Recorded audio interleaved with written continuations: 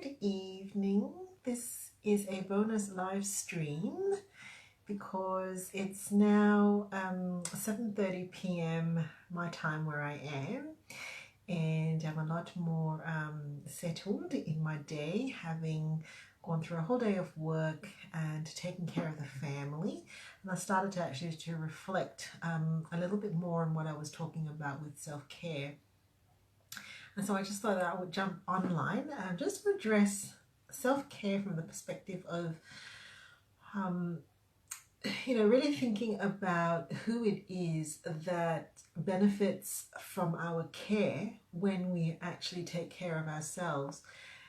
I think that the misnomer about self-care, whether we are a parent or a professional carer, is that in order to take time for ourselves, and that actually will mean taking time out of some important things that we might be doing, a schedule or our priorities. And some of the cognitive barriers to that could be things like, if I don't keep doing, then I am in fact lazy.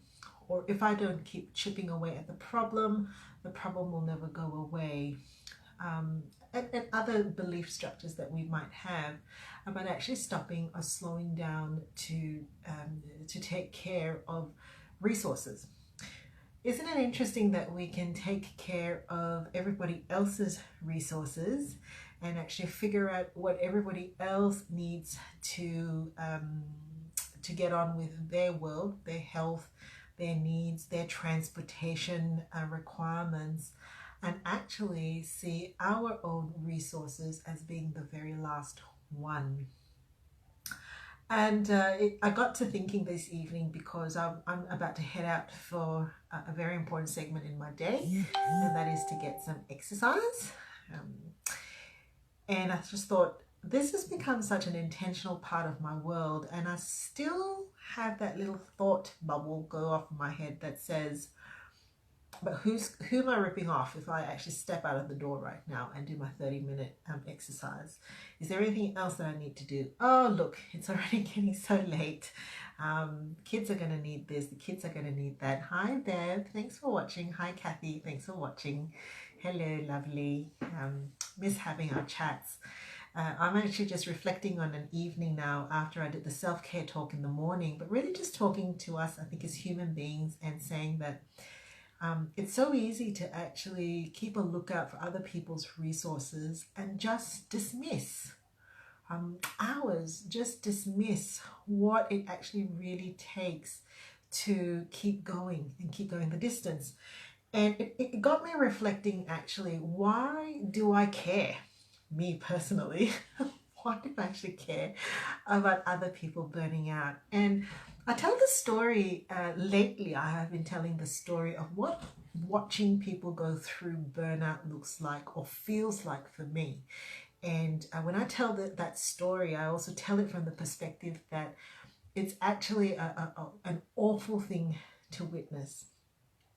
I really liken it to a kind of a building that was standing tall and strong and lovely and beautiful, right? Put together with a beautiful architecture, beautiful aesthetics, and loads of people found shelter and comfort in that building, right? In that space. And it's akin to watching that beautiful, strong building that gives shelter and harbor and a safe space to so many people start to crumble. And you're watching the pieces just chip away and chip away and chip away. And very soon, you standing back, you can actually start to see that the foundations are actually starting to crumble as well. And in that moment, two things are going to happen. The first thing is the most obvious. The first thing is that beautiful building that stood there is going to crash. And because the foundations have been eroded and the bricks have been pulled apart over time, there's actually really very little that you can do at that point except to watch it crumble. And I'll talk about that in a minute. That's the first thing, and that's the obvious thing to everybody who's witnessing someone burn out. You can see that. But the second thing that happens that is often not thought about beyond the event is that no longer will the people have that safety and that beauty and that place to return to. And that is a significant grief and loss. No longer would that space be there. And that, for me, those two things in watching burnout happen is a tremendous sorrow, a tremendous, tremendous sorrow for me. Which means that there are two things that I can do in my world. Number one is I can help people to start spot when those foundations are starting to be eaten away. I can start to help people to see when the windows are starting to show cracks, or the bricks are starting to show a little bit of wear and tear, and say, wait a minute, it's really important that we keep your structures strong, because the cost is not just to you. The cost is to the people who will miss having the safety and the beauty and the haven of having your structures strong. And that second point is the thing too that I think that keeps me very, very in tune with burnout. And so my encouragement to you is, even though the foundations have crumbled and the building has come down, within that space is still a memory and a legacy of what that space represented. And so we rebuild, right? We rebuild. And rebuilding is possible. It's hopeful, and it's full of optimism once the healing has happened and once the recognition of where the erosion has come from. And you rebuild the legacy. Because deep within yourself, you as a person, you're still the same, right? In terms of your values, in terms of the care that you want to give, and in terms of the vision. Well, not so much the vision, but what you bring, you as a human being, you're still there. And all we need to do is to recast that into a new and beautiful building, if you like, a new revisioning, right? And it is true to say that while it is a sad and a tragic thing to watch, it is also a remarkable thing to see rebuilt and recast again. So don't give up.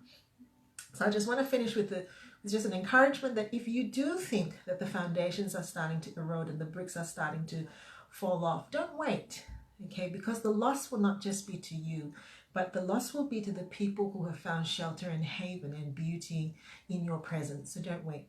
The second thing is, if you do find yourself that you're feeling like the foundations have crumbled, it's actually okay to rebuild. Take a little bit of time to heal, take a little bit of time to process and get meaning out of that. Rebuild. Make the new vision and a new place for you. Bev says, thank you, Val. It's scarily like you are talking directly to me.